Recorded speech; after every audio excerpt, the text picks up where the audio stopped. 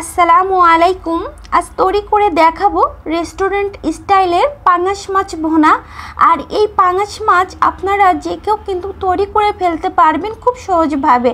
আর এই পাঙাশ মাছ এভাবে রান্না করলে বারবার কিন্তু খেতে মন চাইবে, এতটাই মজা হয়। তো চলুন আমার তৈরি করতে যা যা লাগছে। এখানে আমি পাঙাশ মাছ নিয়েছি, আর এখানে অ্যাড করে দেবো স্বাদ মতো লবণ এবং হলুদের গুঁড়া এবং কাশ্মীরি লঙ্কার গুঁড়ো দিয়ে আমি হাতটা দিয়ে ভালো করে এইভাবে সব মেখে নেব এই মশলাগুলো মাছের সাথে। আর এই মাছটা আমি আগে থেকে গরম পানি করে ধুয়ে পরিষ্কার করে রেখেছিলাম এবং এখানে কিছু পাঙাশ মাছের চর্বিও নিয়েছি। ম্যারিনেট করে এটা সাইড করে রেখে দেবো 10 মিনিটের মতো। তারপর এদিকে যে যে মশলাগুলো আমার লাগছে, এখানে আমি কালো এবং সাদা গোলমরিচ নিয়েছি, জয়ফল, জয়িত্রী আর জয়ফল সামান্য, 3টা লবঙ্গ, 3টা এলাচ, দারুচিনি এবং জিরা। এই মশলাগুলো ভেজে গুঁড়া করে নেব। আর এদিকে একটি ফ্রাই প্যানে আমি সরিষার তেল অ্যাড করেছি, আপনারা সাদা তেল অ্যাড করলেও হবে। এবার আমি মাছগুলো সব এই তেলের মধ্যে দিয়ে দেব।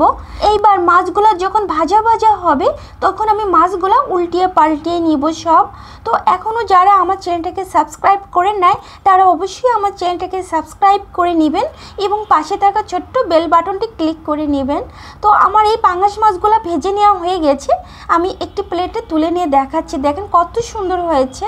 তো মাছগুলো ভাজা ভাজা হয়ে গেছে। এবার আমি ফ্রাই প্যান থেকে মাছগুলো সব তুলে নিব। মাছগুলো সব তুলে নেওয়ার পরে আমি একটু আপনাদের কাছ থেকে দেখাচ্ছি, দেখেন মাছগুলো কতটা লোভনীয় হয়েছে। এইবার আমি এই তেলের মধ্যেই 1 কাপ পেঁয়াজ কুচি দিয়ে দিব। পেঁয়াজ কুচিটা আমি ভালোভাবে এইভাবে নেড়ে চেড়ে নিব। যখন ব্রাউন কালার হবে তখন আমি এর মধ্যে অ্যাড করে দিব পেস্ট করে রাখা এই মশলাগুলি। 1 চা চামচ আমি অ্যাড করে দিব। এখানে আদা পেস্ট 1 চা চামচ এবং জিরা পেস্ট 1 চা চামচ এবং রসুন পেস্ট দিব 1 চা চামচ দিয়ে আমি ভালো করে মিশিয়ে নিব। পেঁয়াজ বেরেস্তার সাথে আমি এই মশলাগুলি ভালো করে এরকম ভাজা ভাজা করে নিব। নেওয়ার পরে এখানে অ্যাড করে দিব কাশ্মীরি লঙ্কার গুঁড়ো 1.5 চা চামচ, ধনিয়া গুঁড়া দিব 1/2 চা চামচ, হলুদের গুঁড়া 1/2 চা চামচ, লবণ স্বাদ মতো দিয়ে আমি ভালো করে আবারও এই মশলাগুলো নেড়ে চেড়ে নেব। যখন মশলা থেকে উপরে তেল ভেসে উঠবে তখন আমি এর ভিতরে পানি অ্যাড করে দিব সামান্য, যাতে মশলাটা না পুড়ে যায়। এই মশলাটা আমি ভালো করে কষিয়ে নেব 1 থেকে 2 মিনিট। তারপরে কষানোর পরে এই মশলার উপর থেকে যখন তেলটা উপরে ভেসে উঠবে তখন আমি আবারও গরম পানি অ্যাড করে দেব, 1.5 কাপ মতো আমি নিয়েছি। এবার ঢাকনাটা দিয়ে ঢেকে রেখে দেব 2 থেকে 3 মিনিটের মতো। যখন ঝোলটা এরকম বলক উঠে আসবে তখন আমি ঢাকনাটা উঠিয়ে আমি একটু নেড়ে চেড়ে এর ভিতরে ভেজে রাখা মাছগুলা সব দিয়ে দিব।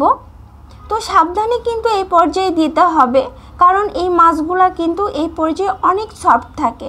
তো একটু নেড়ে চেড়ে এইবার আমি ঢাকনাটা দিয়ে ঢেকে রেখে দেব আবারও 2 থেকে 3 মিনিটের মতো।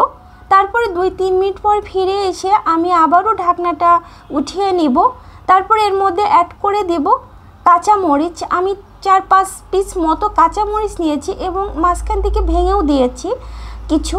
আর এখানে ভেজে রাখা এই মশলাগুলোও আমি এর ভিতরে অ্যাড করে দিব এবং 1 ফালি লেবুর রস আমি দিয়ে দিচ্ছি এখানে, কারণ পাঙাশ মাছের যে একটি স্মেল আছে ওটা যাতে চলে যায় এজন্য। তো একটু নেড়ে চেড়ে এইবার আমি চুলাটা অফ করে দিব, যেহেতু পাঙাশ মাছের রান্না কিন্তু এখন হয়ে গেছে। এবার গরম গরম পরিবেশনের পালা। একটি প্লেটে আমি সার্ভ করে আপনাদের দেখাচ্ছি, দেখেন কতটা লোভনীয় হয়েছে। এইবার ডেকোরেশনের জন্য আমি এখানে পেঁয়াজ বেরেস্তা দিয়ে দিলাম।